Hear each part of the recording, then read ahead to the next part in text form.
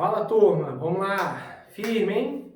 Se tá com sono, dá uma pausa aí, bebe uma água, toma um Gatorade, toma um energético, bebe um café e vamos embora, beleza? Tem muito conteúdo ainda pra gente trabalhar. Agora, na aula 3, a gente vai dar continuidade ao nosso artigo 5º, o famoso artigo 5º, o gigante artigo 5º. Tranquilo? O que eu vou trabalhar com vocês agora? Inviolabilidade da intimidade da vida privada. O que é isso? O que é intimidade?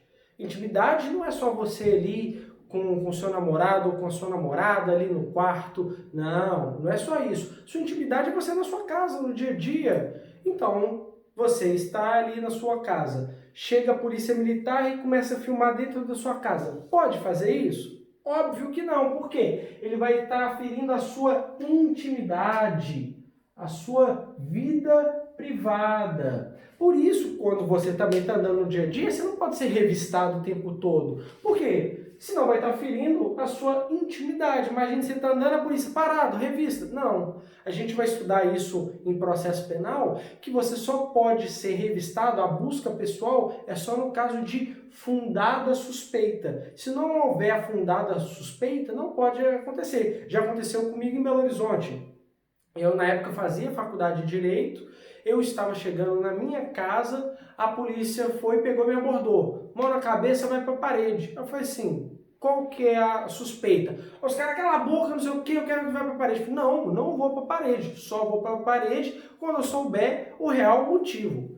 Dica, não faça isso. Eu fui peitudo e tive sorte. Mas nem todo policial é bonzinho, é correto e conhece a lei da forma que os policiais me abordaram conheciam. E aí eles falaram, veículo suspeito. Ainda que eles estivessem mentindo ou não, me deram motivo, foi tudo bem, vocês agora me deram motivo. Fui para a parede, me revistaram, fizeram a revista. Hoje em dia não, hoje em dia se um policial chega para mim e fala, vai para a parede, eu vou para a parede e depois eu falo, olha, posso me identificar como um cidadão aqui, tudo, estou com minha identidade militar aqui no bolso, ou estou com minha CNH, ou minha identidade como pessoa civil, posso me identificar? Ponto, acabou. Faça dessa forma. Não faça igual eu fiz. Mas, legalmente, vocês podem fazer. Não, qual que é a suspeita? Poxa, eu tô andando, eu tô na rua da minha casa, sei lá, porque eu tô mal vestido, porque você não foi com a minha cara? Não, isso não são motivos. Logo, então, você tem o direito que o Estado não viole a sua intimidade ou a sua vida privada. E isso a gente já entra dentro do segundo ponto. Eu nem vou trabalhar muito nele, porque a gente vai entrar no segundo ponto, que é o mais importante para a gente, que é o que mais cai em prova de concurso público. Pode colocar uma estrelinha aí no seu caderno. O que é? A casa é o asilo inviolável do morador. O que é o asilo inviolável? O que é o asilo? É onde que a pessoa está segura, onde ela vai ficar ali abrigada, protegida. Logo, ninguém pode adentrar na casa dela se o morador não autorizar. Então chega um vizinho seu, bate lá na porta. Se ele já está entrando de uma vez, está errado. Aí é invasão de domicílio, está cometendo um crime. Se um policial chega na sua casa e fala, a gente recebeu um 190 que está tendo uma festa com uso de drogas. Se fosse assim, beleza, não tá, mas se tiver tendo alguma coisa aqui, eu vou conversar com as pessoas ali, tudo, mas eu tenho certeza que não está acontecendo. A polícia não pode entrar na sua casa. É o que a lei diz. A gente sabe que infelizmente acontece na prática, temos vários vídeos aí na internet. Se ela pega e faz isso, entra na sua casa, ela está agindo com abuso de autoridade. Ela está ingressando na sua casa sem a autorização do morador. E aqui eu quero fazer um ponto para vocês guardarem. É o morador. Não é o proprietário da casa ou o dono da casa. Então vamos supor, você mora na sua casa, você, sua irmã, seu pai e sua mãe. Se a polícia chega lá na porta, bate lá e a sua irmã atendeu e falou, pode entrar? Acabou, ela é moradora. Agora, você está na sua casa e aí você não tem um monte de amigo seu e o amigo seu abre a porta. O amigo seu não pode autorizar a entrada do policial na sua casa. É o morador, não necessariamente o proprietário. E na sua prova vai vir dessa forma, porque eles cobram exatamente isso. A casa é um asilo inviolável, ninguém nela podendo penetrar ou permanecer sem autorização do proprietário. É proprietário? Não é proprietário. Tá aqui, ó. Morador. Guarda esse ponto porque eles cobram esse prova. Cobra isso para delegado, cobra isso para promotor, cobra isso para agente penitenciário, cobra isso para polícia civil, polícia militar, guarda municipal. Isso cai em prova e cai dessa forma que eu estou falando para vocês. E é uma questão boba, é a questão que vocês não podem errar. Vocês errarem uma questão difícil, todo mundo vai errar, um ou outro vai acertar. Agora a questão fácil vocês não podem errar não, beleza? Guarde isso daí. E aí tem as exceções. Quais são as exceções? Que é o também que pode cair na sua prova. Quais são as exceções? No caso de flagrante delito.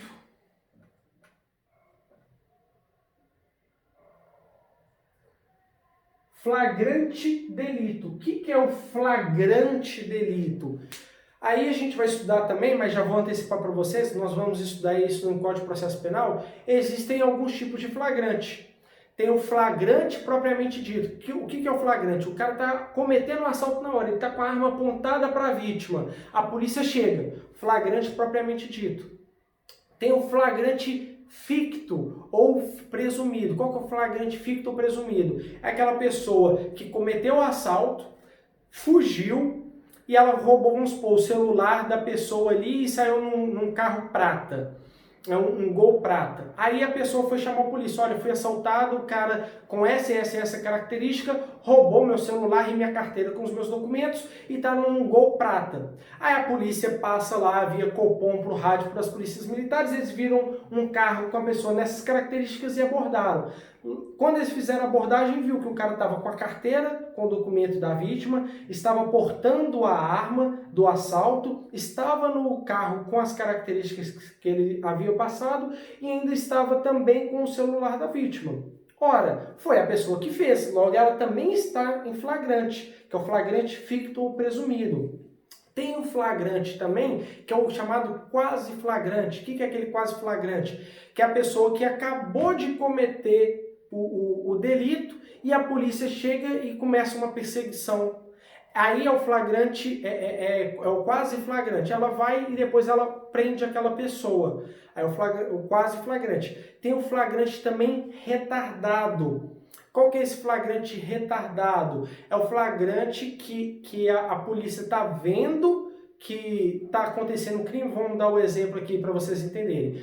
A polícia está vendo que o cara ali é um ponto de tráfico de drogas. E ele está observando o cara ali vendendo uma droga aqui, vendendo uma droga ali. Aí, só que ele está esperando o quê? O cara chegar uma outra pessoa. Na hora que a pessoa chega e compra a droga, aí ele vai, pum, dá o pulão e dá o flagrante. Olha, você está preso, tráfico de drogas, você aqui também está comprando a droga, vai responder por uso, leva todo mundo para a delegacia, apreende as drogas, porque eles retardam um pouco o flagrante para poder pegar com provas mais robustas para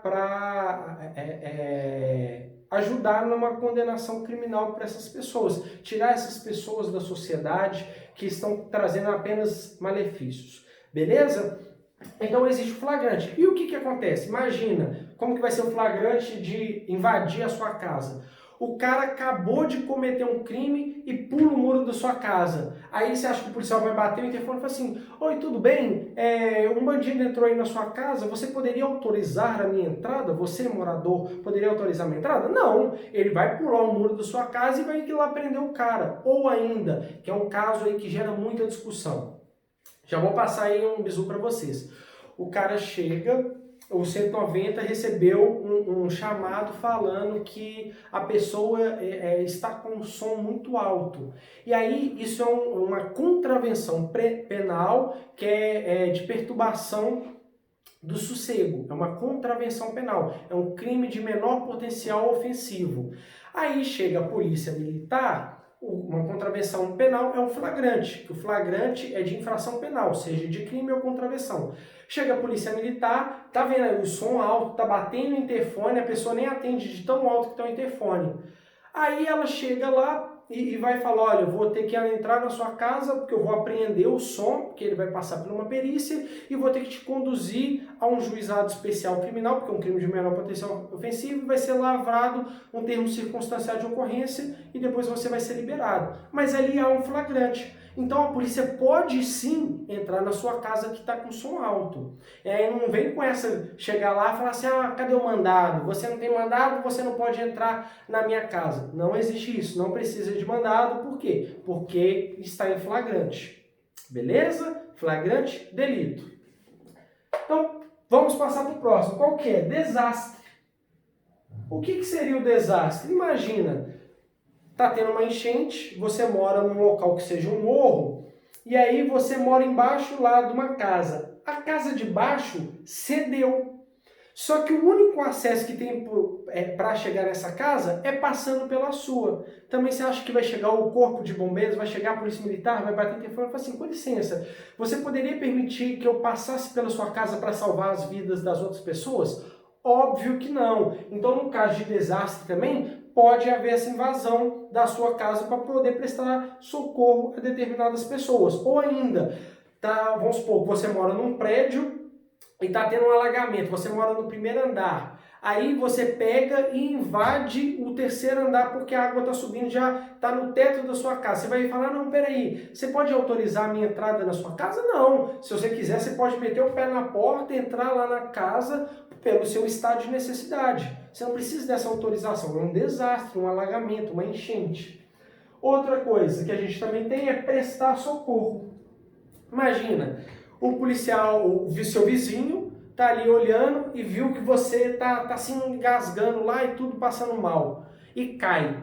Aí ele vai e aciona o 190, ou 193, ou 195 e fala, poxa, o meu vizinho ele caiu. Aí vai chegar o corpo de bombeiro, ou o SAMU, ou o policial militar, vai esperar você voltar do seu desmaio para poder autorizar? Não, eles vão arrombar a porta da sua casa e vai prestar o socorro. Então não precisa de autorização também do morador quando for para prestar socorro.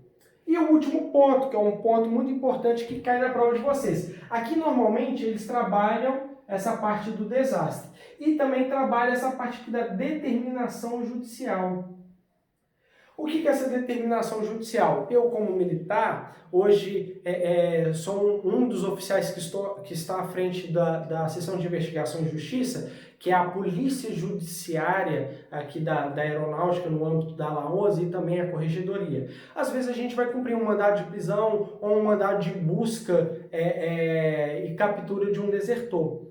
Quando vem no despacho do juiz dando busca e apreensão, inclusive com ordem de arrombamento, a gente vai lá e entra na casa e se o morador não autorizar a nossa entrada, a gente pode utilizar da força por meio moderado para ingressar ali naquela residência e cumprir o mandado de captura ou o mandado de prisão.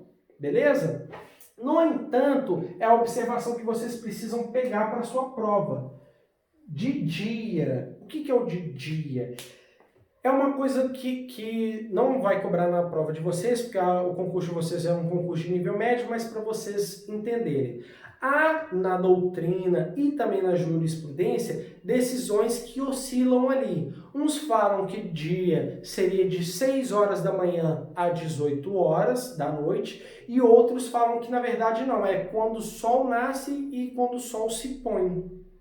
Então tem essa diferença. Por que não vai cobrar na sua prova? Porque como é um tema que está em discussão, não está 100% pacificado, eles não vão cobrar para não gerar recursos e anulação de uma determinada questão. Então o que vocês precisam lembrar?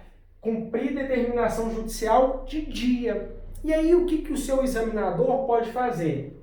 Vai falar que o flagrante só pode ocorrer de dia. Não, o flagrante é qualquer horário. O desastre é qualquer horário. Prestar socorro é qualquer horário. É de manhã, é de noite, é de madrugada, é qualquer horário.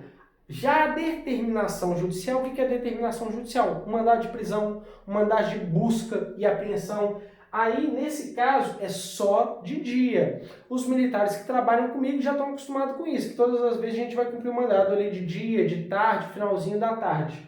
Beleza? Então, para você entrar na casa com mandado judicial, é só de dia. Show? Tranquilo? Então, beleza. Aí agora a gente já vai passar por um outro ponto que é importante também para a sua prova. Esse daqui é mais importante, que a gente acabou de trabalhar. Mas eu vou passar para o próximo ponto já. Qual que é o próximo ponto? A inviolabilidade do sigilo de correspondência, vou pegar outra caneta aqui, de correspondência e comunicação. Correspondência é sua carta. As cartas que você recebe, não pode um policial que está te investigando abrir suas cartas antes de você ter ali acesso a elas, tudo, ou até mesmo depois que você teve acesso. Eles podem pegar suas cartas? Não podem. Porém, aqui eu vou fazer uma aspas, vou colocar uma estrelinha, que pode ser que caia na sua prova. Acho difícil, mas se vocês fizerem prova para agente penitenciário ou fazer para Polícia Militar e Polícia Civil, pode ser que caia. A correspondência, no caso de um preso, quando a pessoa está presa e ela manda uma carta para um familiar, ou ao contrário, o familiar manda uma carta para o preso, pode sim ler aquela carta, pode haver essa quebra do sigilo da correspondência. Por quê? Senão, pessoas aí que comandam organizações criminosas, tráfico de drogas, entre outros, ou milícias, eles acabam continuando mandando, continuando exercendo o seu poder de liderança perante aquela organização criminosa, mandando lá, falando, faz isso, faz aquilo outro. Para que isso não ocorra, não existe sigilo de correspondência de pessoa presa. Beleza? Agora, do familiar do preso não pode haver essa quebra de correspondência. E a gente também vê que tem a inviolabilidade de comunicação. O que é essa inviolabilidade de comunicação? É uma ligação telefônica, é uma mensagem de SMS, de WhatsApp, um e-mail que a pessoa manda. Ela não pode ser quebrada, em regra. E por que eu falo regra? Porque se tem uma regra, existe sempre uma exceção. E qual que é a exceção aqui? No caso de uma ordem judicial. A gente tem uma lei específica que fala da quebra do sigilo telefônico. E aí entra várias coisas, a captação no ambiente, entra a própria interceptação telefônica propriamente dita. E o que seria isso? No caso de um crime que seja imputado de detenção, de reclusão, vocês não precisam anotar isso porque isso não vai cair na sua prova. Mas se for um crime lá que tem a pena de reclusão e que a pessoa que está investigando, seja o delegado ou o Ministério Público, não consiga obter essa prova por um outro meio, senão pela interceptação, aí ela pode representar ou requerer ao juiz que seja quebrado o sigilo telefônico. Aí a pessoa vai ficar lá com o fone, escutando. Na hora que pegou ali, o cara, pô, tal coisa. Aí eles fazem a operação e tentam prender ali as pessoas, ou juntam no inquérito ou no processo judicial. Beleza? Só nesse caso, mas precisa de uma ordem judicial. Inclusive, o juiz tem 24 horas para decidir depois que houve a representação da autoridade judiciária ou o requerimento do Ministério Público.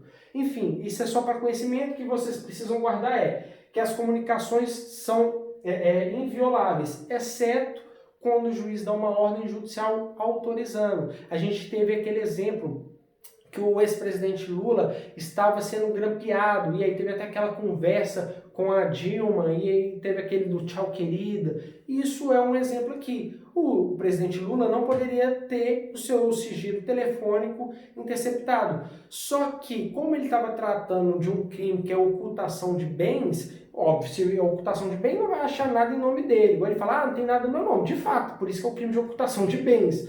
No entanto, corrupção e ocultação de bens. No entanto, o Ministério Público e a Polícia Federal falaram, olha, a gente só vai conseguir se fizer uma interceptação. E foi durante a interceptação que pegou, inclusive, aquele trecho que depois foi excluído do processo por causa de determinação judicial, porque feriu algumas formalidades processuais e constitucionais que não é o foco nesse momento. É só para vocês entenderem o que seria essa interceptação telefônica e o sigilo às comunicações. Beleza? A gente entra agora no último ponto, que é o livre exercício de qualquer qualquer trabalho.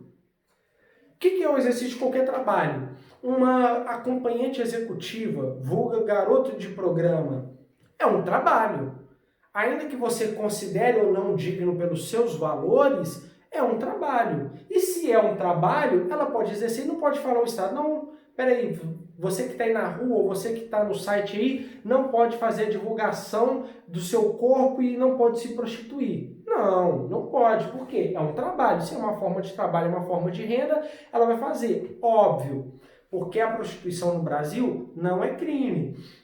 A gente pega o exemplo do traficante. O traficante está trabalhando, mas é um trabalho permitido? Não, porque a Lei 11.343 de 2006, que é a Lei de Drogas, ela veda a comercialização de drogas. Se ela veda a comercialização, o que o cara está fazendo não é um trabalho, é um crime. Então a gente tem que ter esse cuidado. Mas é qualquer trabalho.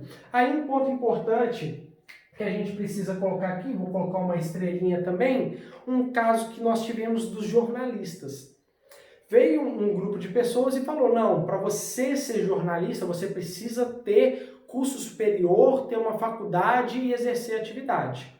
No entanto, o jornalismo é a livre manifestação do pensamento da consciência, lembra lá atrás que a gente trabalhou em cima disso? E também não existe uma lei falando que o jornalista tem que ter curso superior. Logo, teve essa discussão chegou ao STF, o STF falou, não, para você ser jornalista, basta você querer, basta você exercer a função e basta alguém querer te contratar. Se fosse assim, não existiria youtuber, porque a maioria dos youtubers hoje em dia acabam fazendo esse papel jornalístico, fazendo divulgação de notícia, vai, pesquisa, entrevista as pessoas, isso, todas essas ações são trabalhos jornalísticos. E se eles seguissem esse ideal de fazer um curso superior, de ter uma formação, eles não conseguiriam vincular esses vídeos deles. Então veio o STF e falou, não, você pode exercer essa atividade, beleza? Porém, essa, novamente eu falo, é a regra. E se há regra, há exceção. E qual que é a exceção? São os requisitos. Por exemplo, eu sou bacharel em Direito, já fui advogado com inscrição na OAB, beleza? Então, existe o Estatuto da Advocacia e da OAB que fala que para você exercer a advocacia, você tem que ter bacharelado em Direito, você tem que ser aprovado no exame de ordem, você tem que preencher os requisitos de idoneidade, de conduta e postura, que são elencados lá nessa mesma lei, e também fazer a sua inscrição no respectivo conselho de classe, que é a OAB, e pagar a sua anuidade. Você preenchendo todos esses requisitos, você vai participar de uma solenidade onde você vai fazer um juramento e vai pegar a sua carteira do OAB, que mostra que você preencheu todos esses requisitos. E quando você advoga, você vai lá e apresenta esse documento. Agora, você que está graduando em Direito ou que formou em outra área, não pode advogar. Ainda que você estude lei, saiba lei, às vezes até mais do que alguns advogados aí no mercado, não pode você chegar lá perante um juiz e representar uma pessoa ou até um interesse próprio, dependendo da matéria.